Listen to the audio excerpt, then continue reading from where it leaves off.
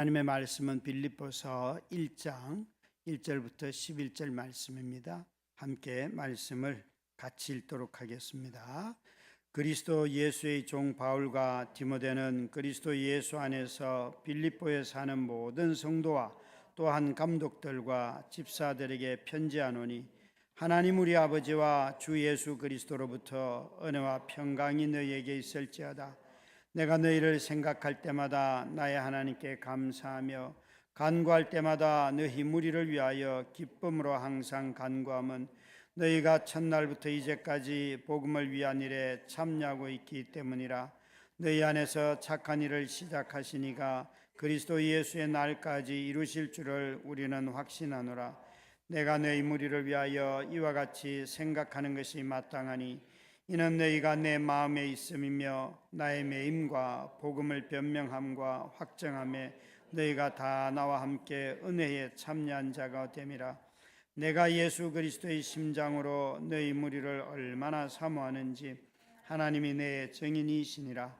내가 기도하노라. 너희 사랑을 지식과 모든 총명으로 점점 더 풍성하게 하사 너희로 지극히 선한 것을 분별하며 또 진실하여 허물 없이 그리스도의 날까지 이르고 예수 그리스도로 말미암아 의의 열매가 가득하여 하나님의 영광과 찬송이 되기를 원하노라. 아멘. 오늘 이 말씀을 가지고 성도들을 위한 간구라는 제목의 말씀을 전하려고 합니다. 모든 교회는 여러분 기도로 태어납니다. 기도로 태어나지 않은 교회는 단 한 교회도 없습니다. 빌립보 교회만 해도 이 빌립보 도시에 가서 바울이 기도의 처소를 찾고 기도하다가 만난 루디아라고 하는 이 옥감 장수, 아주 돈이 있는 옥감 장수를 만나고 그들과 함께 기도하다가 또 귀신을 쫓아내게 되지요. 귀신 들린 그 종을 이용하여서 장사하는 그 사람들, 그 사람의 종노릇하는 여종의 귀신을 쫓아냄으로 말미암아 감옥에 갇히게 돼요. 참 묘한 것은 그 옥감 장수를 만나서 같이 기도했고 또 귀신을 들린 그 여종을 통하여 장사하던 사람들에게는 그 귀신을 쫓아냄으로 말미암아 고통이, 감옥에 갇히는 고통을 겪게 돼요. 희한하죠, 그죠? 그런데 그 감옥에서 다시 기도함으로 말미암아 지진이 일어나는 가운데 도망가지 않은 바울 일행을 보면서 간수의 온 가족이 회심을 해요. 그게 빌립보 교회의 시작이에요. 그러니까 우리가 이런 방식으로 빌립보 교회만 개척된 것이 아니라 사실 바울이 기록한 모든 서신에 나오는 교회도 그러하고, 오늘날 교회도 기도가 없이는 교회가 세워지지도 않고 유지될 수도 없습니다. 그런 점에서 모든 교회는 기도로 태어나고 기도로 유지되는 것이죠. 참으로 이 빌립보서를 가만히 보다 보면 이 기도는 또한 이 빌립보서의 기쁨이라는 것과 기도는 밀접한 관련이 있습니다. 빌립보 성도들이 기뻐하는 이유를 가만히 보면 그들이 다 그리스도의 연합 때문입니다. 그래서 이 빌립보서 전체에 보면 기쁨이라는 단어가 굉장히 많이 나오는데, 그들이 우리 삶을 좀 기뻐하자 억지로 그런 걸 쥐어짜내려고 한 것이 아니라 그들 안에 주님과 연합하는 마음 때문에 그 빌립보 성도들이 주님과 연합하여서 살아가는 모습을 보니까 사도인 바울이 기쁘고, 바울은 끊임없이 빌립보 성도들을 주님과 연합하도록 만들려고 해요. 그것이 그의 기쁨이에요. 뿐만 아니라 바울은 이 성도들과도 오늘 이 서신에도 보면 내가 너희를 이라는 이런 1인칭과 2인칭으로 구분되어 있는 이 단어를 통하여서 우리가 얼마나 기도로 연합하고 있는지를 잘 설명하고 있어요.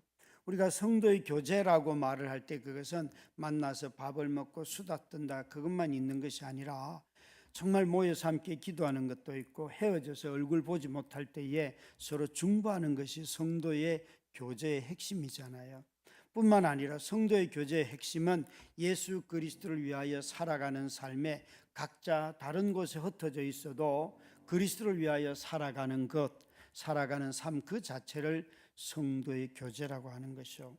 예배를 통하여 성도의 교제를 한다라고 할 때 우리 모두는 다 성찬에 참여하는 것도 성도의 교제로서 매우 중요한 요소이고 이지요. 그렇게 보면 기도로 성도들이 교제하고 성찬에 참여함으로 성도가 서로 교제하고 주를 위하여 각자의 삶의 영역에서 살아감으로 이미 성도들은 함께 교제하는 것이에요.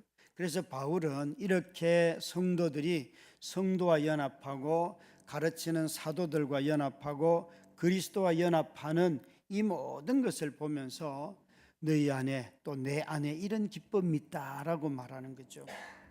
바울은 여러분 이 빌립보서 4장 1절을 보시면 이렇게 그는 말하고 있습니다. 나의 사랑하고 사모하는 형제들, 나의 기쁨이요 면류관인 사랑하는 자들아, 이와 같이 주 안에 서라. 바울은요 주님 안에 견고히 서라라는 말을 하기 전에 나의 사랑하고 사모하는 형제들, 나의 기쁨이요 면류관인 사랑하는 자들, 여기 뭐라고 말하는가 하면 성도들이 나의 기쁨이고 나의 면류관이라는 거예요. 참 바울은요 성도들을 너무너무 기뻐하였어요. 그런 점에서 이 빌립보 성도들은 이 바울을 통하여서 끊임없이 바울이 자신들을 기뻐하는 모습을 통하여서 성도를 기뻐하는 사도를 통하여 성도가 성도를 기뻐하는 법을 배웠던 거죠. 그것이 그들에게 큰 기쁨이었어요.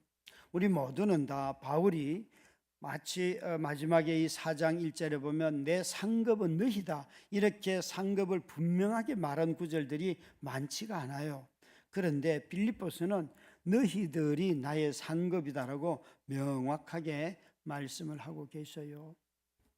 얼마나 놀랍습니까? 그런 점에서 여러분 기도는 성도들 간의 이 교제 관계를 유지하는 힘이에요. 그래서 3절부터 4절에 보시면 내가 너희를 생각할 때마다 나의 하나님께 감사하며 감사의 기도를 드리죠.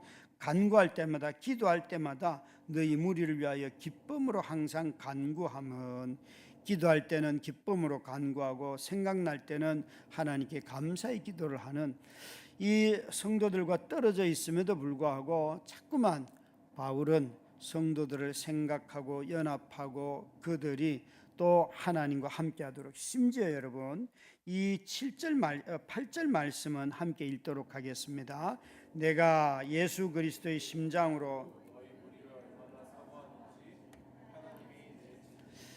정말 여러분 심장이라는 것은 그 사람의 호흡이고 맥박이고 이런 거잖아요. 중심이잖아요. 그런데 바울은 내 심장 그 위에 너희들이 있다라고 말하면서 하나님의 증인이시다 이렇게 말하고 있어요. 얼마나 그가 진실하게 자주 그렇게 생각했는지, 아마 이렇게 심장이라는 단어를 써서 생각했던 성도들은 빌립보서 외에는 심장이라는 단어를 직접 쓴 데는 찾기는 어려워요. 빌립보는 바울이 유럽 선교를 할 때 첫 번째 개척한 교회이기 때문에 더 이런 단어를 쓸 수도 있겠다라고 생각을 합니다. 첫사랑이니까요. 하여간 바울은요 이런 엄청난 고백을 하면서 그들의 삶이 고난 속에 있음에도 불구하고, 바울 자신 또한 감옥에 갇혀 있음에도 불구하고 내게는 기쁨이 있다 라고 말하고 있어요. 여러분이 기쁨을 낳는 게 무엇인가 하면 기도예요. 우리는 자주 우리 삶에서 기쁨을 잃었다 그러는데 그럴 때 먼저 점검해 봐야 하는 것은 내가 기도 생활을 하는가예요. 기도 생활이 없이는 기쁨을 회복할 수가 없습니다. 여러분, 이 기도가 살아있으면 삶에서 내가 원하는 일이 일어나서 기쁜 것도 있지만 전혀 그렇지 않을 때도 엄청난 기쁨을 가져다 줍니다. 제가 금요일 오전에 탁구를 배우는데요, 그 감독님이 75세이신데 정말 건강하신데 감독님이 이번에 이런 이야기를 하셨어요. 이런 간증을 잘 안 하시는 분인데 오늘 당신의 둘째 아들이 있는데 사귀던 여자하고 대판 싸워가지고 서로 헤어지라 그랬다. 그런데 그 여자와 함께 일본 여행을 갔다가 싸워가지고 그냥 깨졌습니다. 그렇게 말도 안 듣는데 그만 사겨라 그랬다는 거예요. 그런데 이제 그 사귀던 여자분이 오셔가지고 내가 사랑받고 싶어서 너한테 그랬다, 그런 말들을 자기 아들한테 했다는 거예요. 아들을 통해서 그 말을 듣는 순간 아들이 사귀는 그 자매가 너무 예뻐 보이더라는 거예요. 아니, 사랑받는 건 좋은 거지. 그러면서 마음에 긍휼이 생기더라는 거예요. 그래서 너 그 여자하고 결혼해라. 그냥 갑자기 바뀌어가지고 둘이 결혼을 하게 했다는 거예요. 가족끼리 해서. 그런데 그 사이에 무슨 일이 있었는가 하면 이 며느리 되신 분이 아버지는 오래전에 잃었고 이혼을 했고 어머님이 최근에 돌아가셨는데 자기죠 감독님이 둘이 그럼 같이 살아라 하고 난 뒤에 그 사이에 어머님이 돌아가신 거예요.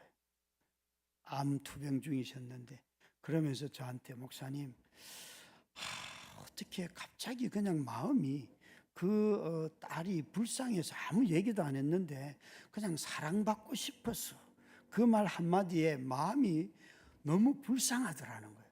그래서 그냥 결혼시켰다고 아들을. 그리고 이제 내보냈다고 그러면서 하나님이 이렇게도 섭리하시나 봐요 이러는 거예요. 여러분 들으니까 황당하지 않아요? 근데 이분은요 진짜 하나님의 섭리라고 굳게 믿어요. 그러면서 목사님 제 인생은요 뭘 잘 준비해서 그런 게 아니고 언제나 이렇게 살다가 뭔가 이렇게 후다다닥 되는데 보면 다 잘 됩디다 이러시는 거예요.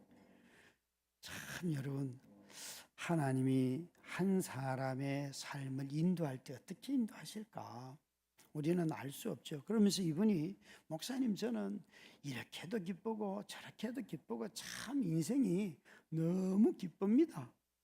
그렇게 말씀을 하셔요. 사랑하는 성도 여러분, 참으로 이 바울은요 그의 마음에서 이 기쁨이라는 단어가 이 빌립보서에도 고통이 없는 게 아닌데도 불구하고 그 이야기를 감옥에 있는 그가 얘기하고 있고요. 모든 서신에 보면 기쁨이라는 단어가 나오지 않는 서신이 없지 않습니까?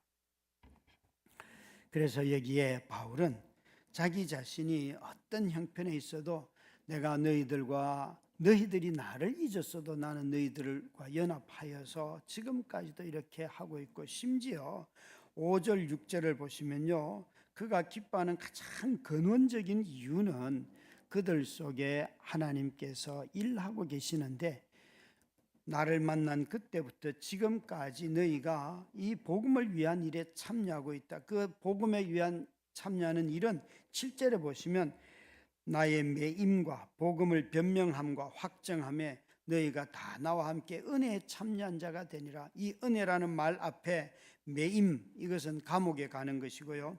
복음을 변명하는 것은요 사람들한테 이 증거할 때 어떤 같은 태도를 취하는 거예요. 그러니까 한 무리가 돼서 복음을 증거할 뿐만 아니라 확정하는 것, 자신들의 신앙을 고백하는 일들이죠. 이런 모든 일들을 다 은혜에 참여한 자가 되었다. 복음을 전하고 복음 때문에 감옥 가고 복음 안에서 자기 신앙 고백을 하고 이런 모든 것을 바울은 은혜라는 단어로 사용했어요. 너희가 지금까지도 그런 은혜에 참여한 자가 되었다.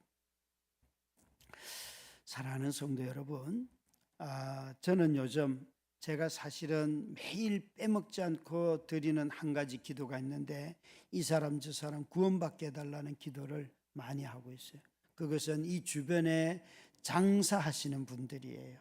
그래서 그분들의 이름을 제가 다 알고 있기 때문에 기도하고 하는데 20년의 목회를 이렇게 돌아보고 또 CTCK 그 세미나에 한 10년 동안 매 학기 1년에 2번씩 갔으니까 한 20번 갔거든요. 처음 가서는 교회를 어떻게 하면 갱신시킬까 이런 생각을 참 많이 했는데 지금 쭉 시간이 많이 지나고 난 뒤에 저에게 계속해서 도전이 되는 것은 교회가 또 내가 복음을 전할 때 기쁨이 있구나. 선한 일을 하고 하는 것도 기쁜 건 사실인데 그 기쁨은 생명을 얻고 구원의 역사가 일어나는 것하고는 비교할 수가 없어요. 그래서 내가 목회를 해 참 이런 게 부족했구나. 저는 복음을 전하고 거듭나고 그 사람을 제자 훈련해서 교회가 성장하는 것을 꿈꾸고 있어요. 그래서 정말 우리가 성도의 교제라고 하는 것이 우리끼리 더 깊이 사귄다 하는 것에서 멈춰버리면 우리는 다 마치 결혼하여서 불임하지 못하는 사람과 똑같아요.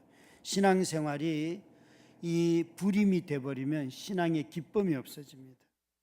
자꾸만 생명보다 그리스도 예수 안에서 낳는 거듭남의 이 생명이 얼마나 귀한가 하는 이 귀함은 사라지고 자꾸만 우리가 하는 일이 뭐가 귀한가 거기에 초점이 맞추어져요. 복음을 전하고 이 생명을 얻는 일이 일어날 때에 그때에 이런 생명을 얻는 일이라면 나의 모든 것을 걸어도 좋겠다 이렇게 되는데요. 만약에 그것이 아니라 교회를 위해서 당신의 전 재산을 바치겠습니까? 이러면 미쳤어요. 그 이유는 옛날 어른들은 그랬지만 요즘은 그런 게 아니고 이건 모든 것이 핵심이 뭔가 하면요, 예수 그리스도로 말미암아 내가 누리는 생명이 무엇인가 해서 나의 모든 소유를 내어놓을 수도 있고 아닐 수도 있고 그것을 결정하는 가장 큰 핵심은 그것에 있어요. 그것에 있는 거예요. 저는 그런 제 자신을 두고 기도하고 있습니다. 정말 내게 있어서 가장 큰 기쁨이 무엇인가?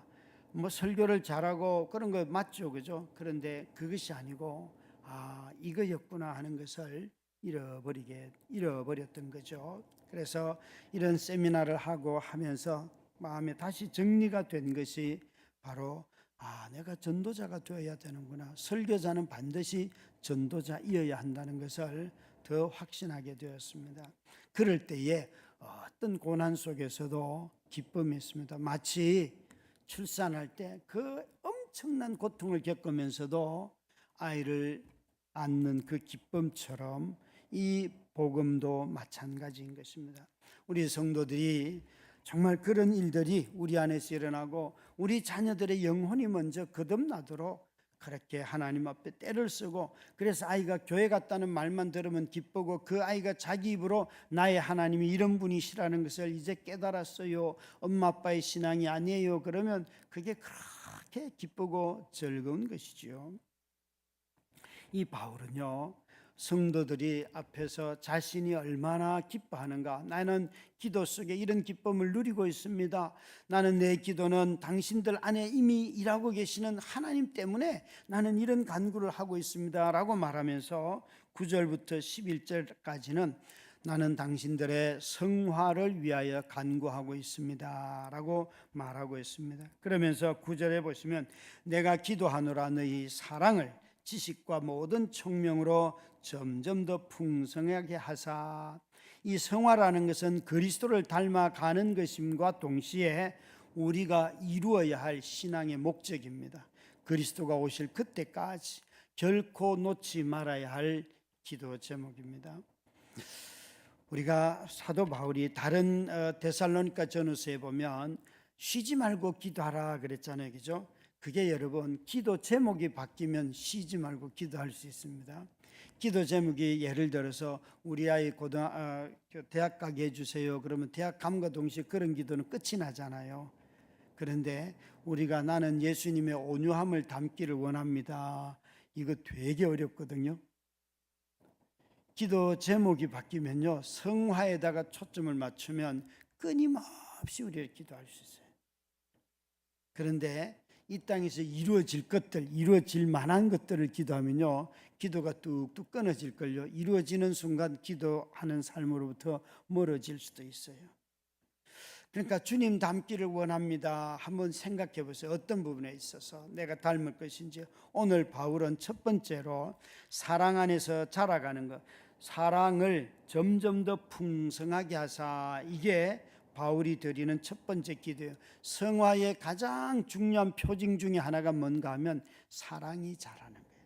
사랑은 멈추어 있고, 사랑은 초등학교 때 사랑으로, 아니면 중학교 때 사랑으로, 고등학교 때 사랑으로 지금 내가 견딥니다. 그건 사랑이 메마른 거고 죽은 것이죠, 그렇죠? 병든 것이죠. 사랑은 어른이 되면 더 커져야 되죠. 더 너그러워져야 되죠. 신앙생활이 길어지면 길어질수록 더 너그러워져야 되잖아요. 그렇죠? 그게 잘하는 거잖아요. 그런데 신앙생활을 해가면 해갈수록 점점 사랑이 줄어드는. 여러분 가만히 자기 자신을 봐요. 다른 건 많이 키울 수 있어요. 신앙의 지식도 바울의 표현대로 한다면 고린도전서 13장에 너희가 지식과 뭐 방언과 뭐 어떤 경험을 한다 할지라도 사랑이 없으면 아무것도 아니다. 사랑이 커가는가? 내가 방언도 할 수 있고 성경을 아는 지식도 늘어나고 다 하는데 성경을 그렇게 많이 읽고 성경에 대해서 많이 인용을 하고 다 하는데 사랑이 점점 자라는가? 그게 성화의 아주 중요한 표징입니다. 표징입니다. 여러분, 참 이 바울은 빌립보 성도들이 사랑이 없는 사람들이 아니잖아요. 빌립보서를 읽다 보면 서로 사랑이 많아요. 그래서 바울에게 에바브로디도도 보내주고 돈도 보내주고 바울에게 막 베풀잖아요. 그렇죠? 그럼에도 불구하고 그들에게 점점 이 사랑이 더 자라도록 어떤 사랑, 여기 보니까 지식과 총명으로 점점 더 풍성해지도록. 사랑이라는 단어와 지식과 총명이라는 단어는 잘 어울리지 않는 것 같잖아요. 그런데 성숙한 사랑에는요 반드시 지식과 총명, 분별력이 있습니다. 분별력이 없는 사랑은 자녀를 망칩니다. 늘 말씀드리지만 자녀들이 해달라는 대로 다 해주면 애 인생을 망칩니다. 분별하면서 안 된다, 할 수 없다 가르쳐 줘야 합니다. 그래서 그런 것이 아이들을 키웁니다. 제가 김의수라고 하는 그 재정 컨설팅 하는 분이 계셔요. 유튜브 방송에도 이렇게 나오신 김의수 한번 찾아보세요. 아주 신실한 그리스도인 형제이고 오래전에 제가 속했던 단체에서 같이 저한테 배웠던 후배인데요. 만나가지고 저의 재정 컨설팅을 제가 받아봤어요. 그래서 제가 이 노후를 어떻게 준비하면 됩니까? 그랬더니만 준비할 게 없는데요. 그러면서 어떤 방법을 알려주셨어요. 그런데 제가 이렇게 물어봤어요. 그러면 당신은 자녀들에게 이 재정에 대해서 어떻게 가르칩니까? 그랬더니만 와 이렇게 말씀하시더라고요. 아이가 고등학교 3학년 되었을 때 자기에게 핸드폰을 사달라 그러더래요. 자기 너무 낡은 핸드폰이라서. 그래서 그거 네가 사면 되지 왜 내가 사냐. 그러면서 처음에는 아이가 이렇게 말하더니 내가 갚을 테니까 아빠 카드를 좀 씁시다. 그래서 아니라고, 네가 돈 모아서 사면 된다고. 그래서 그 딸이 대학교 들어가서까지 쭉 돈을 모아가지고 자기가 원하는 핸드폰을 다 샀는데 그 집의 자녀들은 이렇게 돈을 모아서 자기 집에는 그 물건을 사려고 하면 그걸 미리 돈을 다 모으고 그리고 난 뒤에 물건을 산대요. 아이들까지도 다. 제가 그때 난 당신에게 졌다. 졌다. 와 정말 대단하시더라고요. 그 아이들을 어릴 때부터 그런 걸 가르쳐가지고 전혀 이생하지 않은 그런 삶이라는 거예요. 와, 그래 형제가 진짜 그런 면에서 어마어마하더라고요. 여러분, 사랑은 어떻게 커갈까요? 우리는 잘 생각해 봐야 합니다. 우리 모두가 다 이 지식과 지혜의 분별력 있는 사랑은 누구를 통해서 우리에게 부어지실까요? 성령님을 통하여. 매일매일 삶 속에 성령을 통하여 오는데 이 성령은 어떻게 해요? 기도함으로. 기도할 때마다 성령님이 마음을 주시고 성령 구절을 주시고 누군가를 통해서 채워주시지 않습니까? 두 번째로는 이 성화의 핵심은 거룩한 것인데 여기에 지극히 선한 것과 진실하고 허물 없이라고 하는 이것입니다. 지극히 선한 것을 분별하고 진실하고 허물 없는 것, 이 세 가지 단어를 다 합쳐놓으면 가장 선하고 진실하고 허물 없는 것, 이게 바로 거룩의 내용이에요. 그러니까 거룩에는 최선의 것이 무엇인가, 거룩에는 진실한 것이 무엇인가, 그 다음에 거룩에는 허물 없는 것이 무엇인가? 앞에 두 개는 긍정적으로 표현했고 뒤에 하나는 부정적으로 표현하였어요.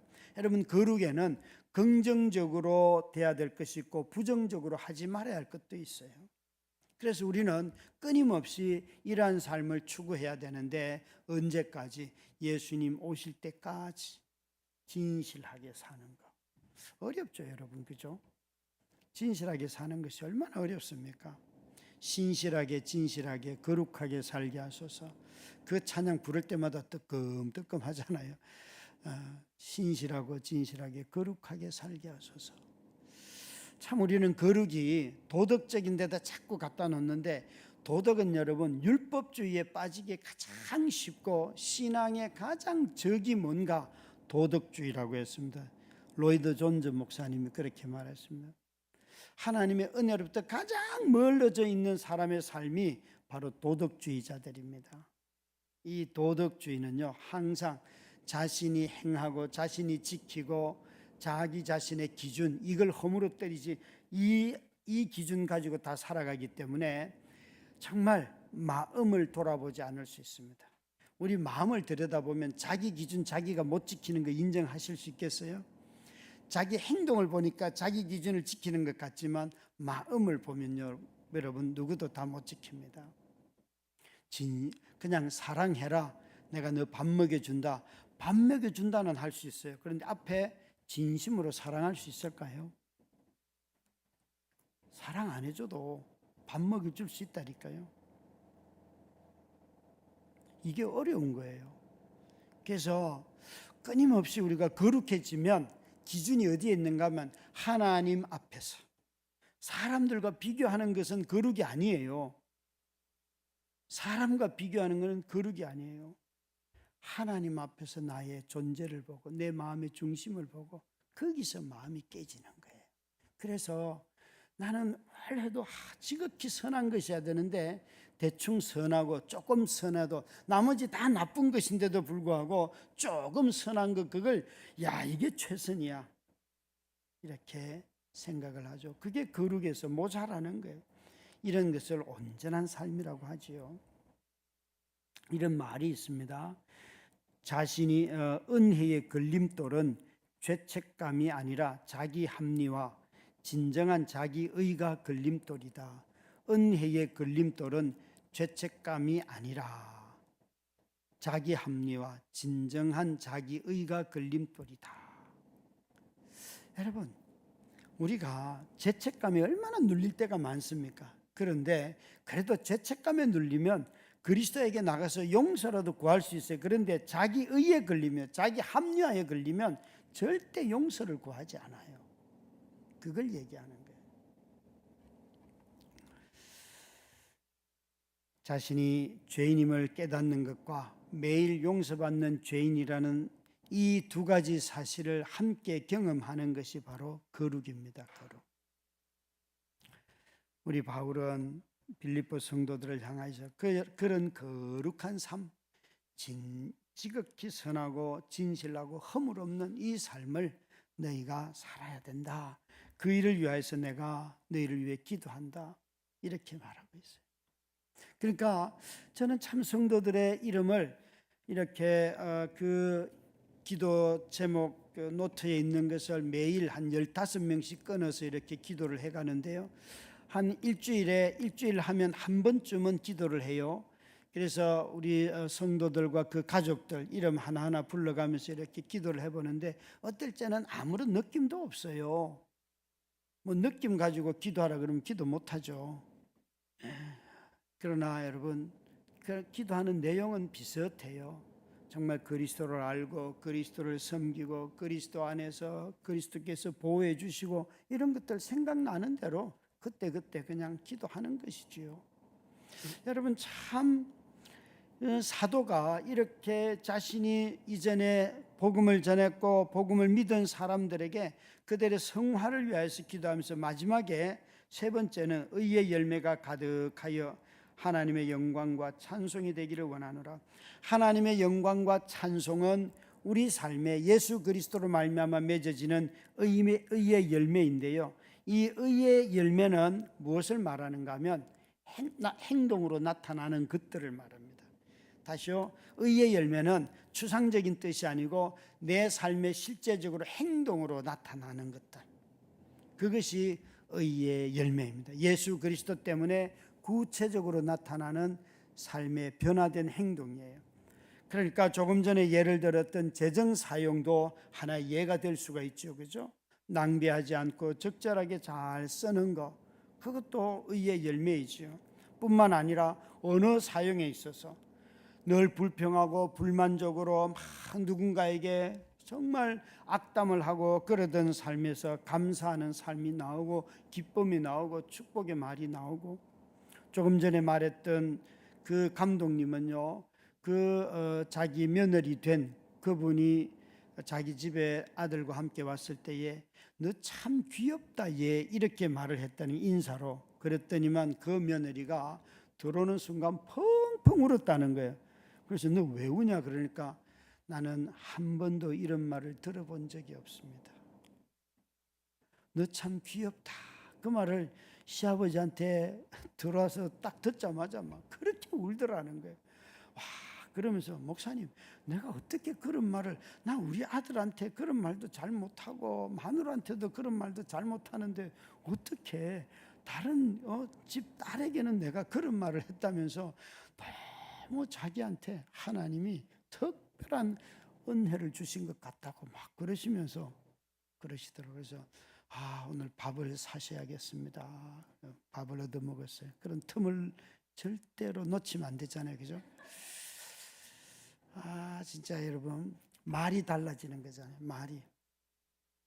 저는 제 노년에 이런 몇 가지 제가 이런 사람이 됐으면 하는 게 있는데, 감정 표현을 잘하고 유쾌한 사람이 되는 거. 나이가 아무리 들어가도 그게 저의 목표 중에 하나예요. 그러니까 제가 앞으로 더 촐싹거려도 저게 목사님의 인생이라는 것을 기억을 하시고, 여러분, 자꾸 나이가 들수록 근엄해지는 사람들이, 괜히 무게 잡는 사람들, 별로 무게도 없으면서. 왜 그러세요, 권사님? 자꾸 이 중에 나이가 제일 많으신데. 그런 거. 그리고 여러분, 의의 열매, 특별히 이 행동으로 열매가 나타나는 거, 가족 관계에서, 그죠? 가족이라고 하는 것은 참 버릴 수도 없고 정말 힘들죠. 특별히 여러분, 가족 관계에서 용서를 자주 구하시기 바랍니다. 용서를. 우리는 다른 어디에서보다도 가족 안에서 용서 구할 일이 제일 많습니다. 아이고, 내가 잘못했네 그러면 되는데, 그건 내가 너보다는 낫다 그러는 순간 오래 갑니다. 오래 가고 썸뿌리가 되고 나중에 대전쟁이 일어납니다. 여러분, 부모님들 자녀들한테도 아이고 내가 잘못했어 그러고 넘어가세요. 그냥 넘어가시기 바랍니다. 저희 막내가요, 아빠 제발 12시 이후에는 내 방문을 열지 말아주세요. 난 왜 이렇게 밤에만 되면 딸이 잘 자는지 안 자는지 이런 게 왜 보고 싶을까요? 그래서 그걸 참는 게 되게 힘들어요. 그래서 아예 방문을 걸어 잠그더라고요. 그래서 안 보려고 결심을 하고 새벽에 눈만 뜨면 일찍 가려고도 하는 것도 또 참고 한 6시쯤 가면 제가 한 서너 번 참은 거예요. 여러분, 굉장히 싫어하더라고요. 딸이 크니까 굉장히 싫어하고 불편해하고, 그런데도 그런 모습을 보면 자꾸 괴롭히고 싶은 그런 마음도 있어요. 하여간 여러분, 참 바뀌어야 될 게, 절제해야 될 게 참 많더라고요. 자녀들이 장성하니까 절제해야 될 게 너무 많아지더라고요. 성도와의 관계에서도 있을 수 있잖아요. 화해하는 거.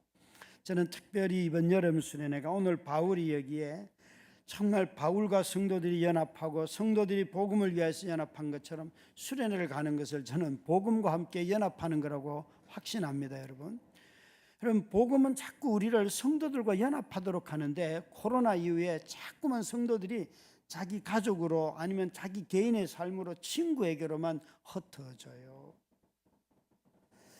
그래서 이제야 우리가 히브리서 10장에 있는 말씀처럼 모이기를 피하는 어떤 사람들의 습관과 같이 하지 말고, 취향을 따라서 자기의 또 기호를 따라서 자기 자신이 좋아하는 운동 이런 걸 통해서 만나는 건 너무 잘해요. 그런데 여러분, 그리스도 예수 안에서 성도들이 연합하는 것, 제가 여기에 바네하임의 사장님 전도하려고 김정아 사장님, 제가 그분을 처음 만난 것은 이 공릉 청소년 문화센터를 통해서 처음 만났고, 두 번째 사실은 개인적으로 만난 것은 그분이 어느 날 그 디너쇼를 한다고 이렇게 그 톡방에 홍보를 올려서 홍보물을, 저는 뭐 먹는데도 관심도 없고 그 초대된 분이 얼마나 음식에 대가인지 그런 건 모르는데, 그분이 한다는 것 때문에 보니까 와, 신청금이 거기에 참여하려면 20만 원이더라고요. 저녁 한 끼 먹는데. 근데 코스가 쫙 있어요 보니까. 그래서 20만 원을 내고 갔어요. 갔는데 제가 깜짝 놀란 건요, 그곳에 20명이 와 있는데 그 20명의 사람들이 그날 그곳에서 만난 사람들이에요. 하남에서, 대구에서, 광주에서, 막 대전에서, 막 전국에서 왔더라고요. 그런데 20대, 30대 연령층은 제가 그때 제일 나이가 많은 사람이었고, 그때 아마 뭐 탄핵인가 뭐 때문에 토요일 광장에 나가야 돼서 저는 요거 끝나면 광장에 갑니다. 그렇게 이제 하고 그 참석을 하는데요. 제가 놀란 것은 그 맥주 그 디너쇼 거기에 온 분들이요, 그 자리에서 모든 대화가 다 가능해요. 자기들끼리 어마어마한 대화를 하더라고요. 와, 어떻게 이런 게 가능할까? 여러분, 우리가 한번 예수를 이렇게 평생 믿어도 모여서 막 하루 저녁 내내 예수 이야기 할 수 있겠어요? 이 사람들이요, 서너 시간을요, 맥주와 음식에 대한 이야기를 계속 하더라고요. 제가 그거 보면서 깜짝 놀랐어요. 어떻게 이 사람들은 이 음식에 대해서 진심이구나. 그러면서 거기에 안내해 줬던 어떤 분이, 강사이신 분이 자기가 어디 가서 못 먹은 거 사진을 찍어서 막 설명하고, 그러면 또 다른 사람이 묻고 질문하고 막 그런 이야기를 엄청 하더라고요. 그래서 저는 한 2시간 있다가 이제 나가려고 했는데, 그 김정아 사장님이 자기가 여기에 이 가게를 만든 게 20년이라는 거예요. 우리와 나이가 똑같아요. 그래서 제가 20년이었구나. 그리고는 몰래 나가서 꽃을 하나 사가지고 마치 미리 준비한 것처럼 해서 가서 다시 꽃을 들고 가서, 우리 사장님이 이 동네에 20년 계셨는데 저도 이 동네에 20년째 있다고, 그러면서 제가 교회 다니고 목사고 그러면서 너무 이 동네에 많은 사람들에게 즐거움을 주시고, 20년 전에는 여기에 기차는 다녔지만 이런 게 아무것도 없을 때 여기 와가지고 이 동네를 이렇게 풍성하게 해주신 분이라고 소개하면서 꽃을 선물을 했어요. 너무 사람들도 기뻐하고 그분이 너무 좋아하시는 거예요. 그렇게 교제가 시작이 되었어요. 여러분, 저는 이런 분들이 정말 그 복음을 믿고 거듭나서 우리에게 진정한 기쁨이 뭔지를, 그렇게 맥주 하나 만들어서 사람들에게 먹이는 것도 그렇게 기뻐서 평생 자기 생애를 다 들여서 하는데, 그 삶이 진정한 참 기쁨이 되시는 예수 그리스도를 만나면 어떻게 될까요? 우리 모두가 다 인생의 참 기쁨 예수라고 하는데, 이 기쁨은 그 맛과 비교할 수 없는 거잖아요. 네, 여러분, 우리가 이번 여름 수련회를 통하여서 이 성도들의 연합이 주는 기쁨, 이것을 마음껏 누리도록 함께 기도하고 또 자신이 참여하고 기쁘게 여러 가지 일들로 섬기실 수 있기를 바랍니다. 우리 함께 찬양하고 그리고 기도하도록 할 텐데, 먼저 우리 기도를 먼저 하도록 하겠습니다. 반주는 해주시고요. 먼저는 이렇게 기도하십시다. 주님, 제가 주님과 연합하고 제가 저의 리더와 목사님들과 교역자들과 연합하고 또 예수 믿는 형제 자매들과 연합하는 저가 되게 하여 주시옵소서. 우리 한 목소리로 한번 기도하도록 하겠습니다. 살아계신 아버지 하나님,